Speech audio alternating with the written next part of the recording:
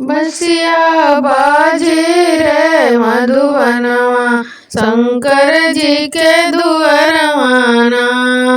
बसिया बाजे रे मधुबनवा शंकर जी के दुअरवाना।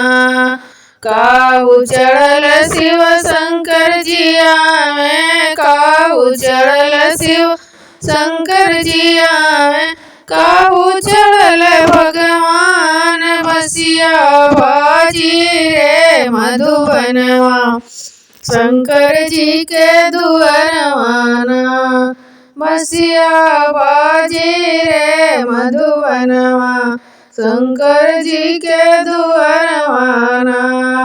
बसा चढ़ल शिव शंकर जिया में, बसा चढ़ल शिव शंकर जिया में, रथवा चढ़ल भगवान। बसिया बाजी रे मधुबनवा शंकर जी के दुअरवाना।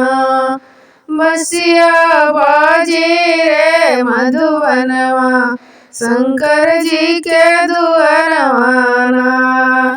काहू खात शिव शंकर जिया में, काहू खात शिव शंकर जिया में, काहू खात भगवान। बसिया बाजी रे मधुबनवा शंकर जी के दुअरवाना। बसिया बाजी रे मधुबनवा शंकर जी के दुअरवाना।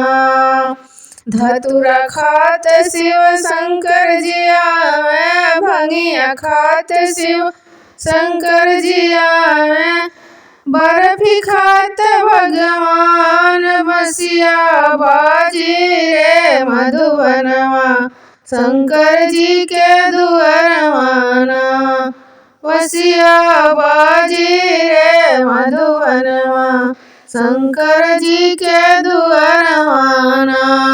अगर ये शंकर भजन आप लोगों को अच्छा लगा तो लाइक कीजिएगा, मेरे चैनल को सब्सक्राइब कीजिएगा, कमेंट में बताइएगा कि आप लोगों को ये शंकर जी का भजन कैसा लगा।